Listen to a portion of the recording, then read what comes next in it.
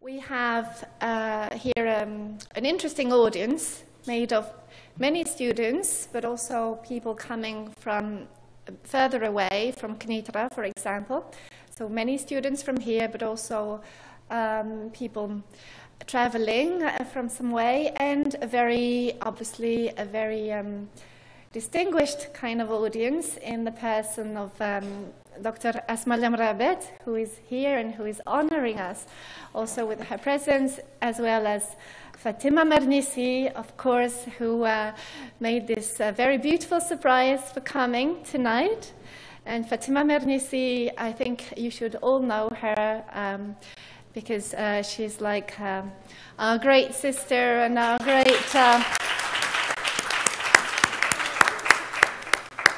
our spiritual mother, let's say, for us all.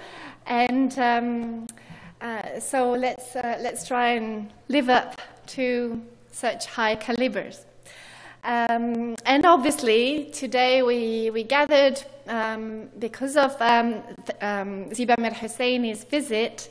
And I would like to start tonight by saying that I feel we have tonight a very, very special guest who happens to be at once obviously a great scholar, internationally renowned scholar, but also a sister in the cause, a sister in the fight for justice, and a friend, because Ziba is also a beautiful person, we should say. And I must say that I feel particularly pleased and honored to have Ziba here tonight, and also in Morocco, in Rabat, and in our school, School of Governance and Economics. Dr. Ziba Mir Hosseini is indeed a person of many hats who is able to graciously fight many various battles with a very exquisite sense of diplomacy, and we could witness that last week once again in the Rabat consultative meeting we had between the Musawa, the Serfi, and the Rabita of Muhammadia, of the Ulema. And she's got that exquisite sense of diplomacy, tact, and self-composure, doubled with a subtle sense of situation and context. Gifted with an exceptional personality, great insight, and dedicated commitment and stamina, I must say, Dr. Ziba Mir Hosseini breaks open the usual walls, boxes, and dichotomies. She is at once Iranian and European, steeped in Persian culture, and in some respects extremely British, I must say, fully Muslim and fully feminist, and she claims the right to be both, a researcher and a passionate activist, a teacher and a scholar, thoroughly conscious of the political dimensions of her research work, while always retaining that very precious intellectual independence that a scholar should also retain. From sociology, she moved to anthropology and legal anthropology, while her main battles were fought on the fields of gender, development, and Islamic law towards such great concepts as equality and justice. After, of course, the legacy of such thinkers as Fazlur Rahman, Ali Shariati, Nasser Abu Zaid, or her friend and colleague Abdul Karim Soroush from Iran, she brought Islamic reformist ideas and methodologies into the realm of women's rights and feminism, while developing the concept of Islamic feminism itself as the unwanted child of political Islam, according to her famous phrase that was later on, used and sometimes abused. She based her research on fieldwork conducted in both Iran and Morocco, and was, for example, one of the very few female scholars who were able to enter talks and discussions with Iranian clerics and theologians in the 90s. And I'm not going to expand too much on that, but Ziba is, of course, also the author of many books on gender and Islam, on the work of modernists in Iran, and, for example, also on the thought of Eshkevari. But she's, as you know, for those who were here on Friday night, we had a screening of one of her documentary films. So she's a lady of many hats, as I said. She's a film director as well, and she co-directed 2 award-winning documentary films with Kim Longinotto, Divorce Iranian Style, and Runaway, that takes place in a girls' shelter in Tehran. And of course, the last great battle that she fought was within the Musawa global movement for equality in the Muslim family, which started off with a gathering at the very beginning of 8 determined women. At the very beginning, it was Sisters in Islam in Malaysia. And it later on became the powerful international network that it is today. And it was officially founded as the Musawa Group in 2007. Challenging age-old patriarchal concepts within Islamic law, such as the historically constructed concepts of kiwama, men's authority over women, and wilaya, men's guardianship over women, based on contextualized and holistic exegesis and interpretations of the Islamic sources, both the Quran and the Sunnah. But of course, she will tell you better than I do. So instead of a long introduction, I would just prefer to remind you, for those who watched the film Divorce Iranian Style, to remind you of the stunned look of the young Ziba in the film. You remember that girl? Yes, you remember. You were awestruck by that young girl. Some of you found that she was exceptionally mature for her age in the way she would fight, for her rights. Well, then, it seems to me that the look of that young girl in Tehran, who was married at the age of 15 and asked for divorce at the age of 16, she asked the judge at some point in the film, she asked the judge, by the way, could you tell me what is the legal age for marriage in this country? And when the judge tells her that there is no actual legal age, girls may be married as soon as they reach puberty, he says, and that might even be after the age of 9 if she reaches puberty at that age. The young Ziba is still incredulous, and she still asks him, but there must be a legal age. And upon the judge's negative reply, she is just flabbergasted and speechless, unable to believe that a so-called divinely inspired law could have allowed such a disgrace, such a blatant injustice and wrong, what seems so unjust in her eyes. Her stunned look at that time seems to encapsulate the whole film and, in a way, the whole point and purpose of Ziba Mir Hosseini's restless quest and battle for justice and equality for women and men within the realm of Islamic faith and ethics. Upon this world, I would like you to give a warm welcome to Ziba Mir Hosseini.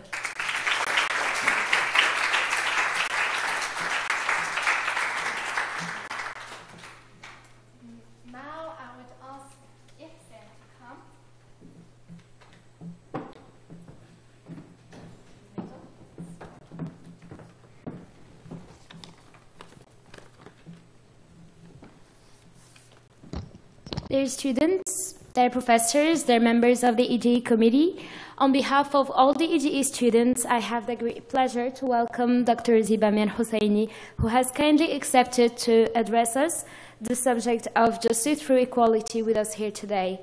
Dr. Ziba Mir Hosseini is a legal anthropologist who has specialized in Islamic law, gender, and development.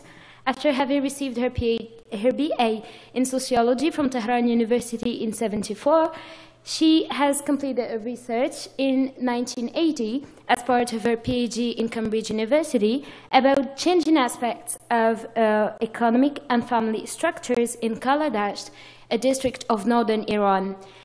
In her thesis, she has mainly focused on the impact of the changing economy of color dashed on marriage rituals and family structures. Those changes include a varying degree of exposure to tourism that were occurring in 4 villages composed by different ethnic groups. However, in the 80s, she chose to shift her focus on the theory and practices of Muslim family law in Iran. In the 90s, she started her activist commitment alongside with her academic career. She co-founded the Musawa Global Movement for Equality and Justice in the Muslim family, whose project is both knowledge production in the field of Islamic family law and the issues of gender inequality, and actual activism. The Musawa movement brings together NGOs, activists, scholars, legal practitioners, policymakers, and grassroots social workers, both women and men, from around the world to take part in sharing and building legal knowledge using a holistic approach.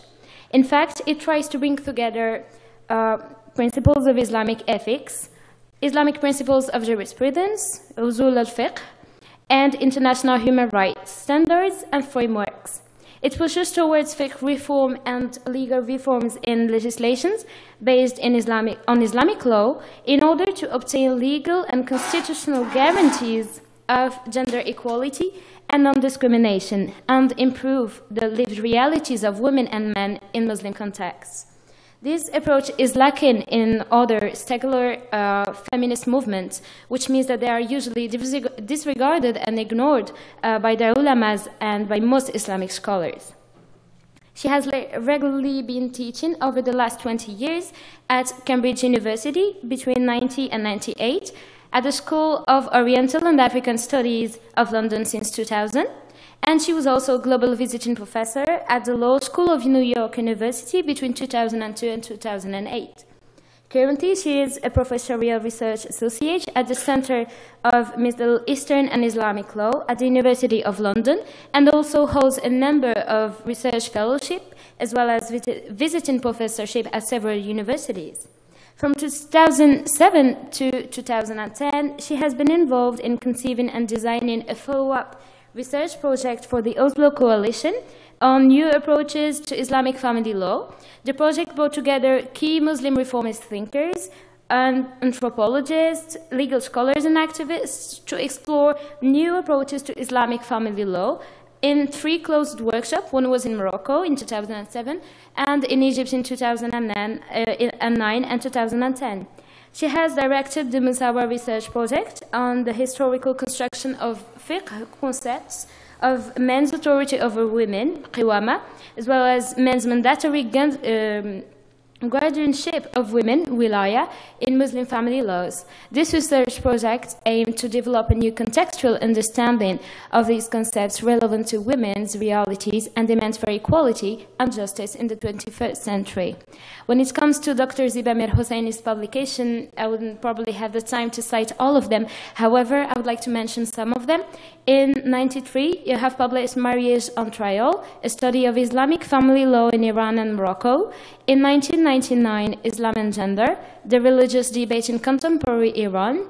In 2006, Islam and Democracy in Iran, Ishghivari and the Case for Reform. In 2010, Control and Sexuality, the revival of zina laws in Muslim contexts. Dr. Ziba Mir Hosseini has also translated her research work into documentary films. She directed, in cooperation with the British filmmaker Kim Longinoto, 2 award-winning documentary films on contemporary issues in Iran. The first one, Divorce Iranian Style, on cases of divorces in Iranian courtrooms, was premiered at Edinburgh Film Festival and has won several awards. The second award-winning film, Runaway, on a girls' shelter in Tehran, produced in 2001, was as successful as the first one. Without any further ado, I'd like to turn over the floor to Zineb, who will briefly speak about Dr. Ziba Mir Hosseini's academic distinctions in terms of research field. Thank you very much and enjoy the lecture. Thank you, Ihsan. I do not wish to expand more about what has been already said. I will just refer to the latest development in Dr. Ziba Mir Hosseini's thought and work, which concerns her recent released article in October 2013 entitled Out of This Dead End, and published in Men in Islam, Critical Muslim. It gives actually an account of her personal perspectives and first-hand experience of the Islamic Revolution's outcomes, which resulted in the Islamization of the public space, banishing all aspects of equality and notions of love and beauty in the name of God's law. It also highlights how those changes make Dr. Ziba Mir Hosseini think about initiating a research project on theory and practice in Sharia family law. Such reflections started off important fieldwork researches in both Morocco in the late of 1980s and Iran, especially on cases of divorce in courtrooms. Fieldwork research in Iran gave way to the later production of the documentary film Divorce, Iranian Style, which we could watch here last Friday. With that being said, I will let the floor to Dr. Mir Hosseini,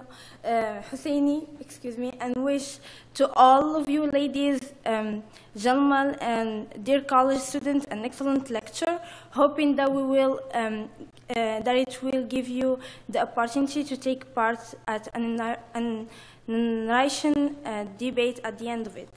Thank you.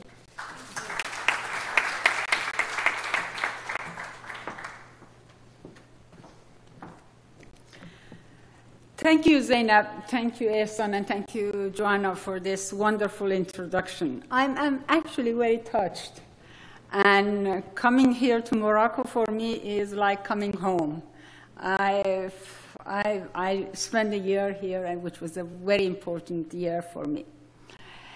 And also, it is difficult to speak to this audience because, you know, Fatima Mernissi was my hero. She's still my hero. So coming back and seeing her, and my dear friend Faiqa, with whom I lived the year that I was in Morocco, so a new friends as well. When I discussed with Joanna, what shall I do? What shall I talk about? We came to this conclusion that I basically go through the different phases of my own scholarship and my own career, and then open it to discussion. But I want to start with a poem. And when I finish it, then you can see really why I chose that poem.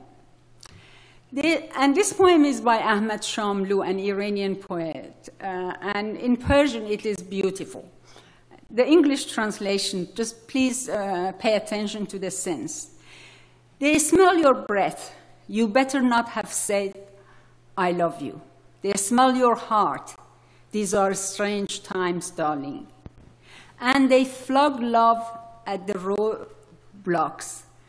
We better hide love in the closet. In this crooked dead end and twisting chill, they feed the fire with the kindling of song and poetry. Do not risk a thought. These are strange times, darling. He who knocks on the door at midnight has come to kill the light. We had better hide light in the closet. Can I have that text?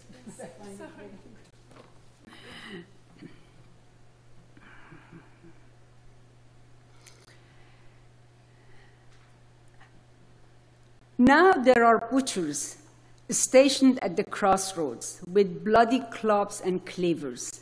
These are strange times, darling. And they excise smiles from lips and songs from mouths. We had better hide joy in the closet.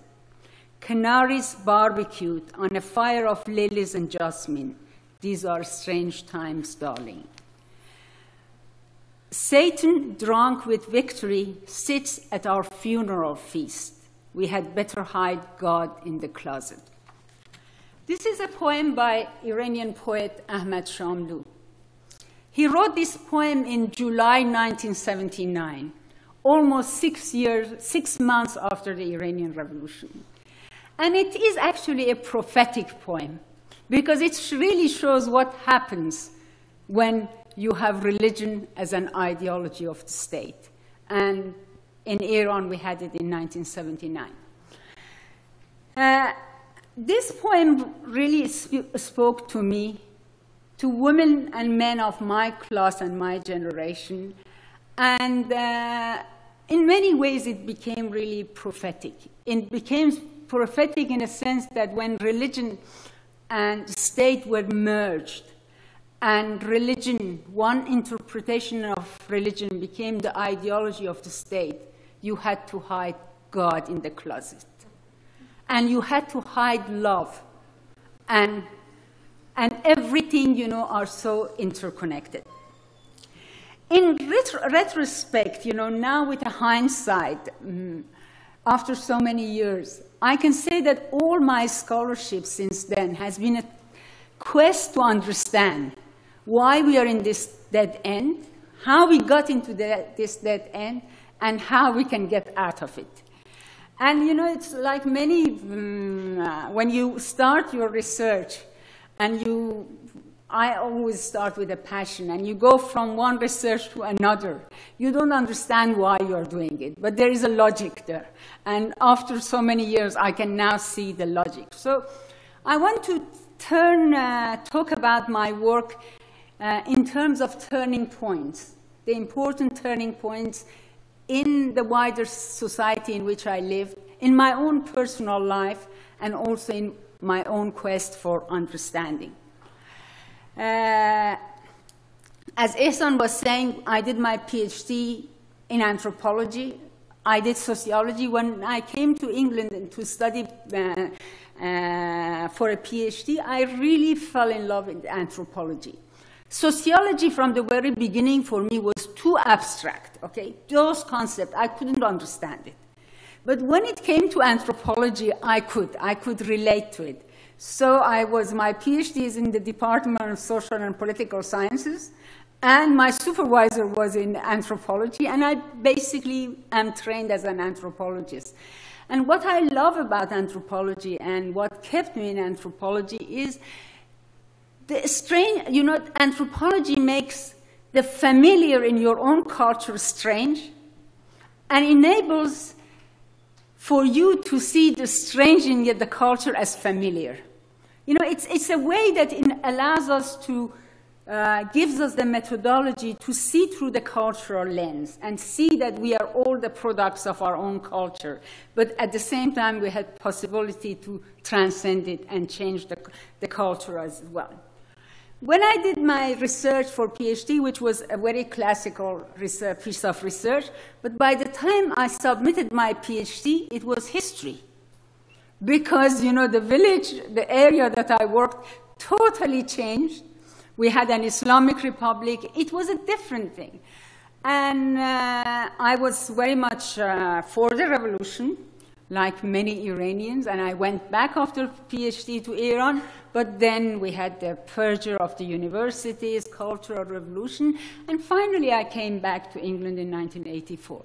And by that time, I was no longer interested in the traditional anthropology and traditional anthropological approach. And also what was happening within the discipline of anthropology in 1980s was the emergence that we can call it native anthropologists. Anthropologists who study their own culture, but using the anthropological lens, using the methodology. And through that, anthropology started as a part of the colonial project. It was, beginning of it was for understanding the other culture in order to dominate them. And it was part of it. But like any discipline, like any branch of knowledge, it changes. And, you know, with postmodernism and the reflection, all changed. And my anthropology is part of that anthropology. So I do anthropology in my own culture, in cultures which are close and similar to mine. In 1980s, my research was the family laws in Iran after the revolution were the reforms that were introduced in 1960s and 1970s were dismantled. And there was a return to Sharia, which was basically a return to the pre-modern interpretations. So the structures of courts changed entirely, and the courts were presided over by religious judges. And these judges came from seminaries, and most of them have no familiarity with the modern legal system, because the legal system that we have here in a Muslim context is a hybrid. You know, certain concept from Islamic jurisprudence is taken and grafted onto a legal system which is patterned after the Western system. So it is really a mixture. And one needs to have a great deal of sympathy for the judges in Iran in 1980s, because they were dragged from the seminaries into courtrooms, and they had to give judgment according to this text, which was never applied in practice. And that is why when you hear, for those of you who watch Divorce the Iranian Style, when the judge says, Ziba, one of the girls in the film, asking for divorce, asking about the legal age, the judge says 9. This he goes by the Shia fiqh, that the age of puberty is that. Whereas in the law, the minimum age is 13. But for him, the point of reference is that, and that is the mixture of it. So it was in the course of doing field work in family courts in Iran, because I started, first of all, I must say, I am the product of education of 1970s.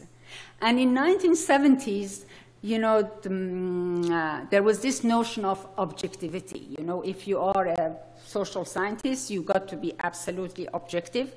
And also the secularization thesis was extremely strong. And that rational thinking, and that, anyway, it is within a secular system and a secular court and legal system that women can have their rights. So I started with all these assumptions.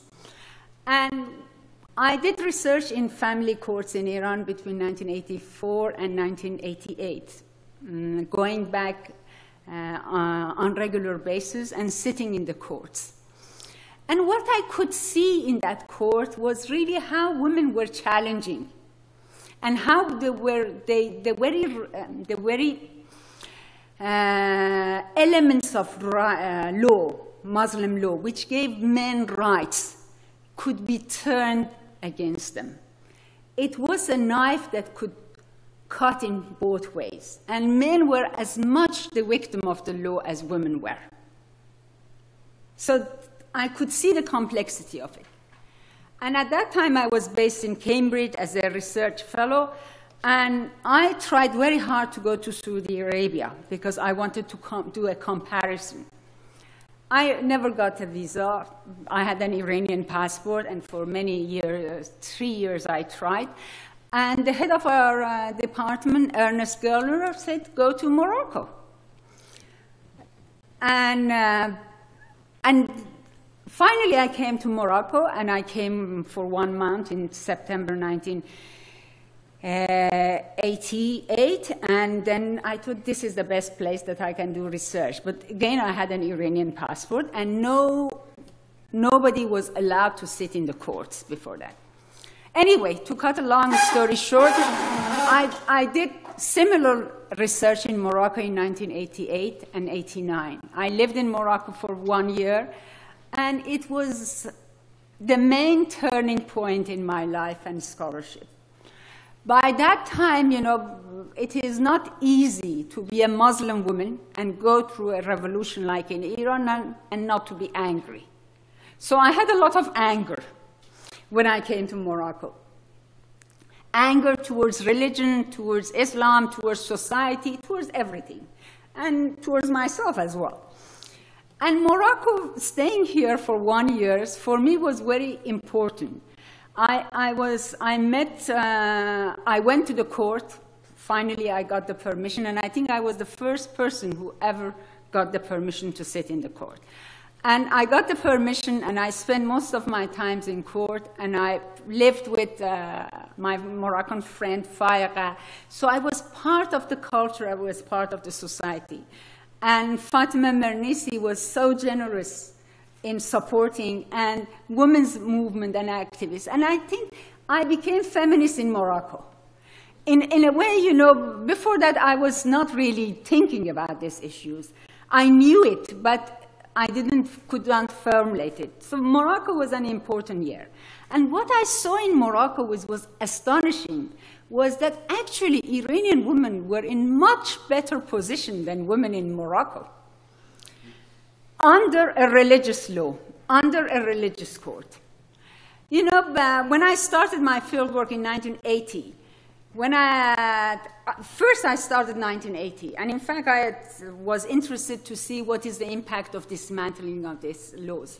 Women used to come to the judge, and it was a central court, and the judge was a cleric, and women all covered with chador and everything, banging on the judge's desk and saying, is this Islam? Is this the justice of Islam that he can divorce me after 20 years and go and get another one? Is this Sharia?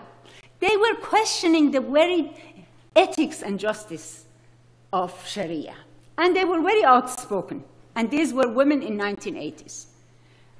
Then when I resumed my research, and the judge would really say, this is his right.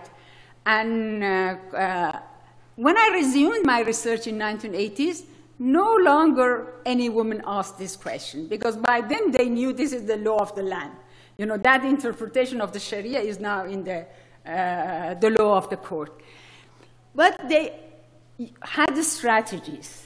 And they really paid men, forced men, and the court system was also in a way that they could get their rights. And I think what was important was that women spoke the same language of law as the judges spoke.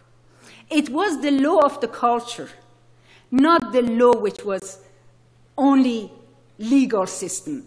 Because religion is so much part of the culture, and law is also so much part of the culture. It's not only a code. Then in 1988, I came to Morocco, and I thought, oh, this is perfect. You know, we have secular courts. We have all these judges wearing robes, and they are secular, and, you know, they are educated in courts, law schools. And then this legal system, I'm talking about 1980s, you know, now it's, of course, very different. The legal system was such, and the court structure was such, that silenced women. First of all, the middle-class women never came to the court.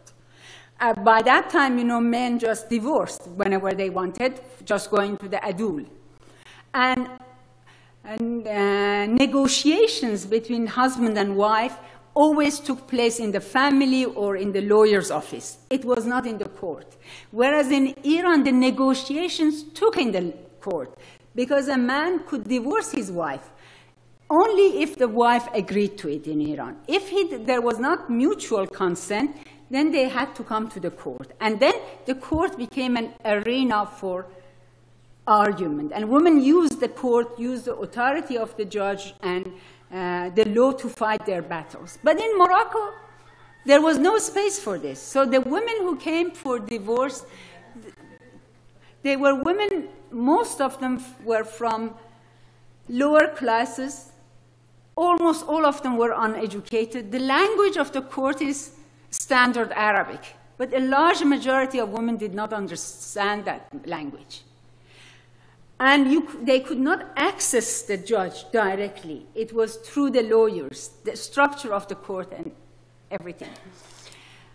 Therefore, my first book, Marriage on Trial, goes against the very, please remember we're talking about 1990s, okay? Things have changed a lot. Against, you know, many postulates of feminism and gender studies, and also study of the law, because what I'm showing in that book is that women in Iran have a better right, both in law, a better access to justice, and a better bargaining position than Morocco. When the book came out, it was really well received by anthropologists, by my colleagues, and also by legal studies. And it was also the first study which was done that put the focus on marital dispute cases and strategies of litigants, men and women, than on the code or on the Sharia. And what I learned during this study was that by the time that a marital dispute comes to the court, there is nothing sacred of the Sharia left. Both the husband and the wife are acting totally in an unethical way. And the sacred does not matter. Even for the judge does not matter. When I was in Iran doing field work, sitting there because judges could not accept that, you are an anthropologist, come to the court. They all treated me as being a legal law student. And I always said, I came here to learn about the Sharia. And they said, you are in the wrong place.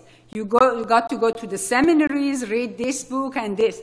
Even the judges did not believe this is Sharia. And in Morocco, the same. All these judges who were sitting there, they didn't know anything, or they didn't have any authority.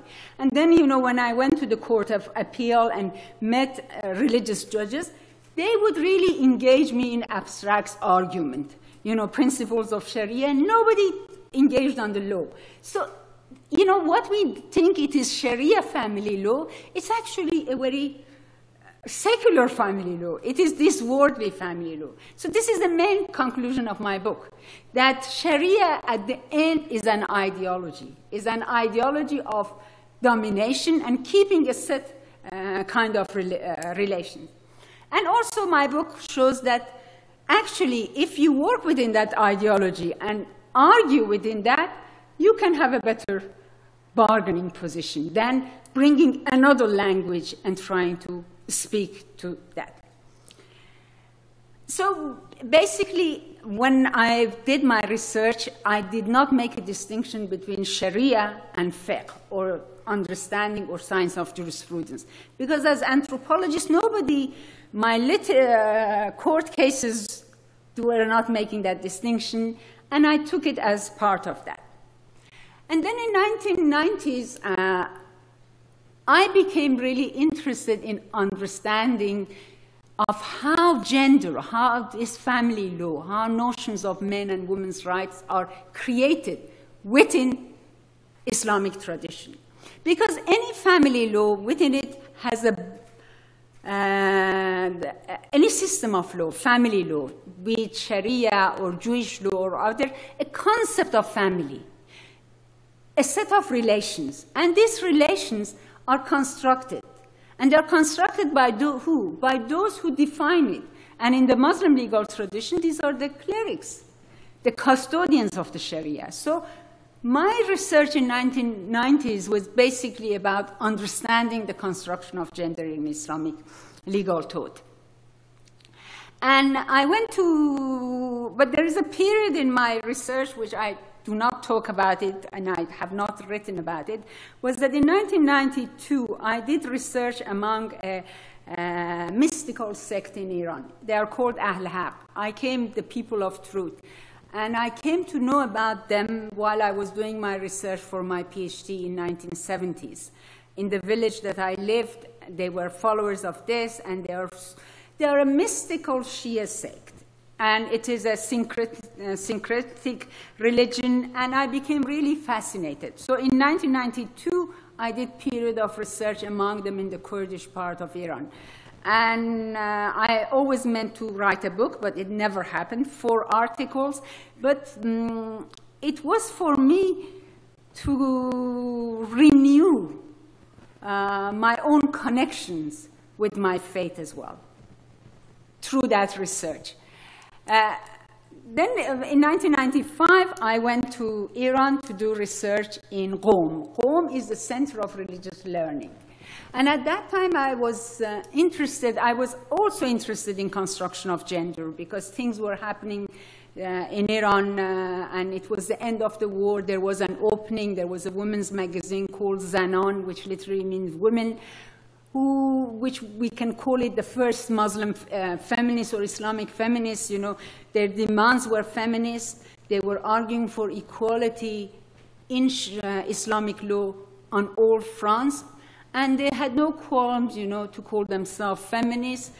but the sources of their legitimacy was Islamic.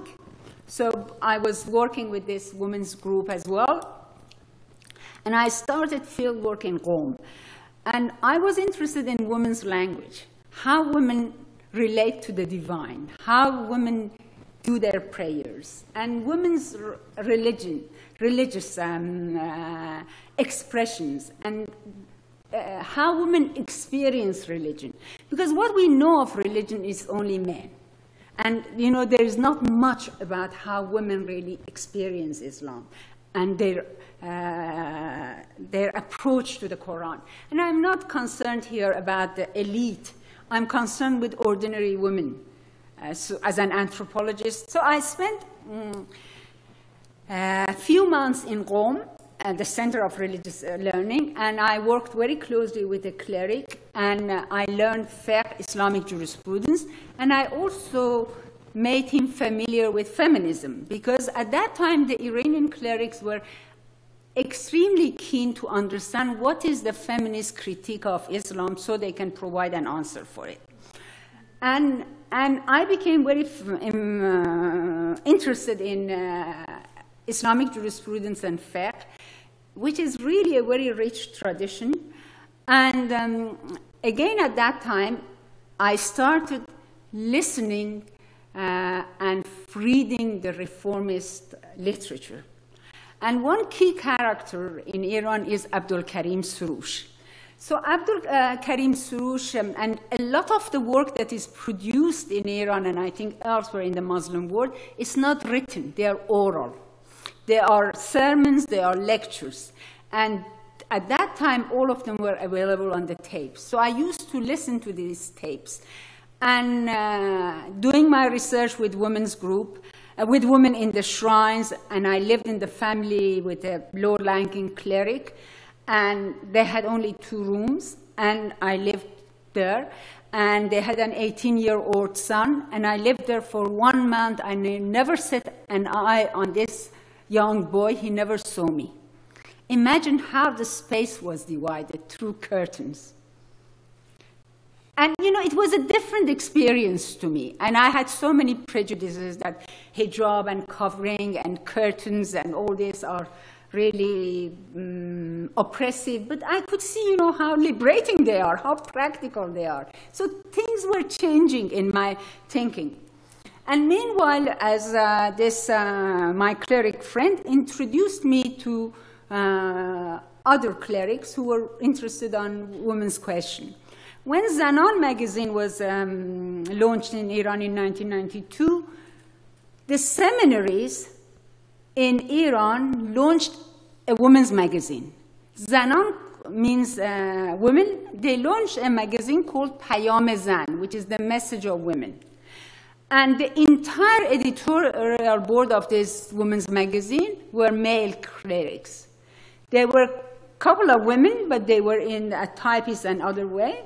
So I, through my friend and my cleric friend, was writing both for Zanan magazine with feminist egalitarian arguments and also for Payam Zan magazine, and arguing for both of them. So through him, I was introduced to this Payam Zan, and we had a discussion, and the discussion led into a debate. So I told him that I cannot, you know, take notes and debate, and we agreed to record.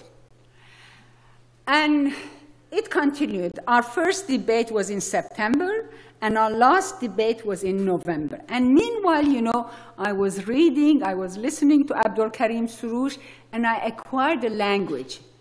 And I was studying Islamic jurisprudence, so that as the time passed, I could formulate my arguments in a different way. But I never claimed, you know, my own voice, because I always say, feminists say this. This is the critique of feminists. Many times quoting you, Fatima, I said, Fatima Mernisi says this. By the way, your book is translated into Persian. So I was using your argument and others, so hiding behind the feminist. This was really amazing, you know, these debates and everything.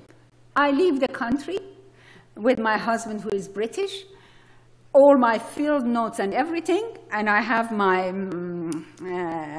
the only thing, you know, I committed one of the major sins in anthropology is not to make copies of your field notes.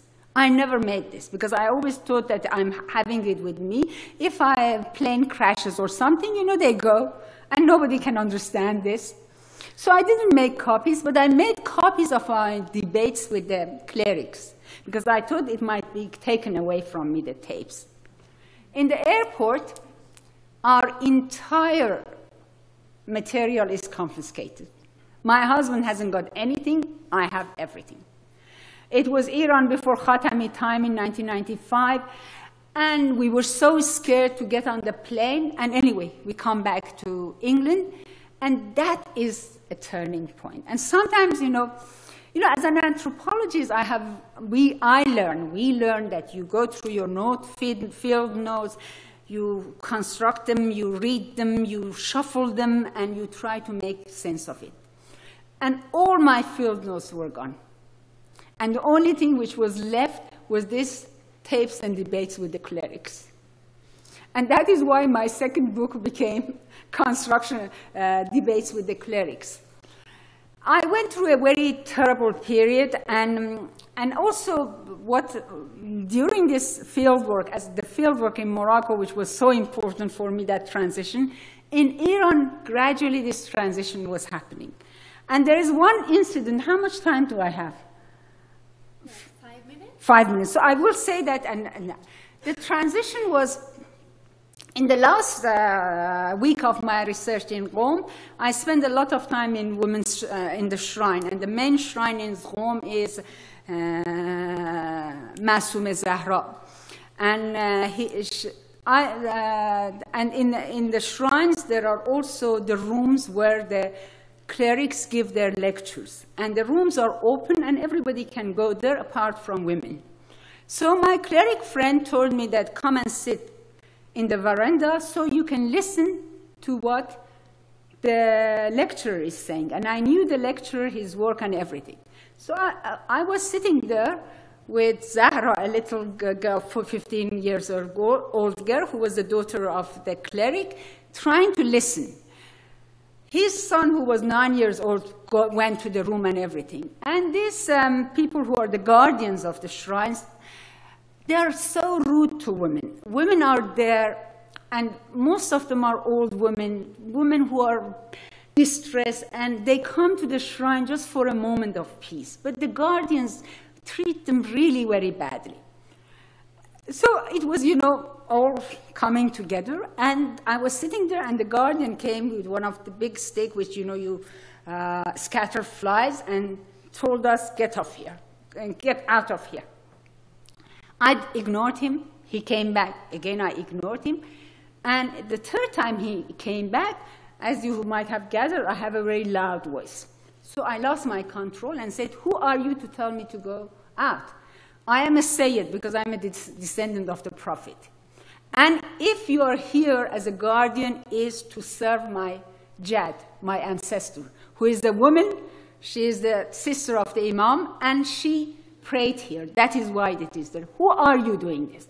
The voice was so loud, so all the women were listening.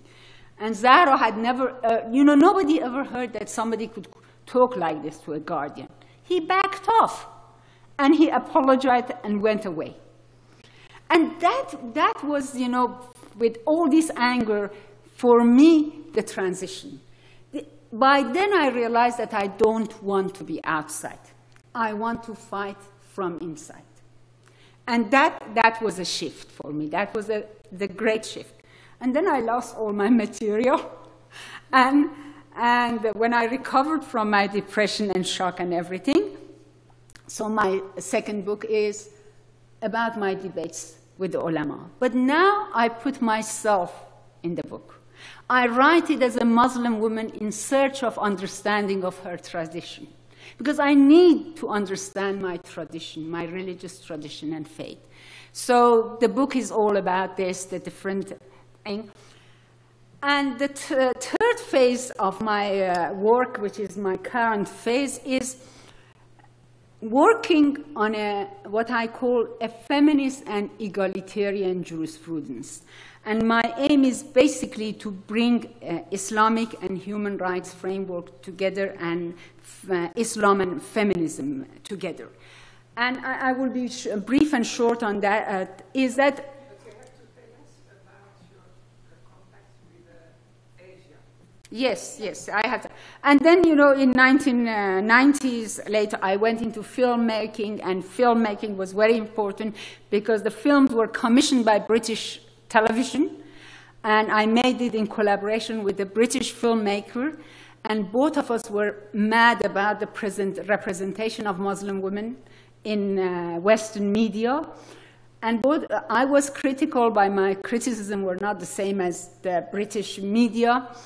And the negotiations for the film with the Iranian authorities, with the British film commissioning editors, it was really something that was very important. And I was doing these negotiations as I was writing my material in Qom on construction of gender in my debates with clerics.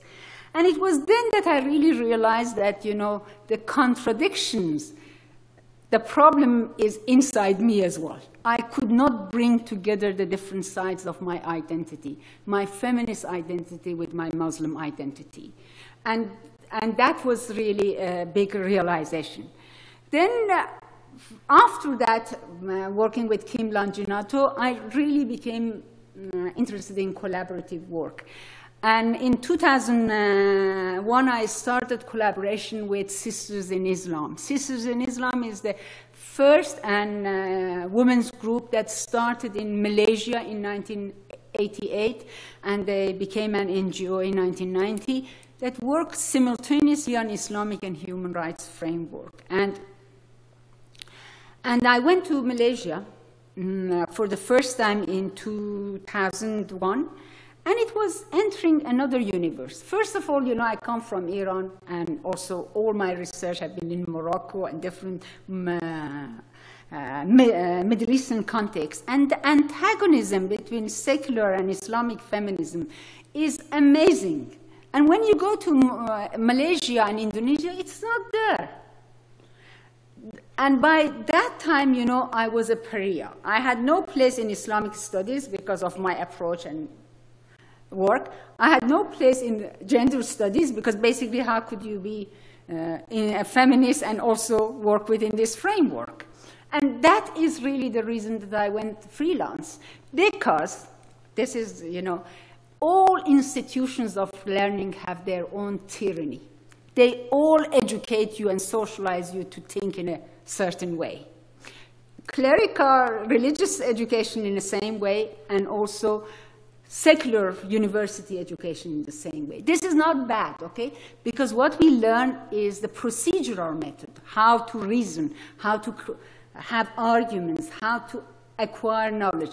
But at the same time, at different times, it can be limiting. That is why after 1995, I really went freelance. And in Malaysia, I went and I felt at home.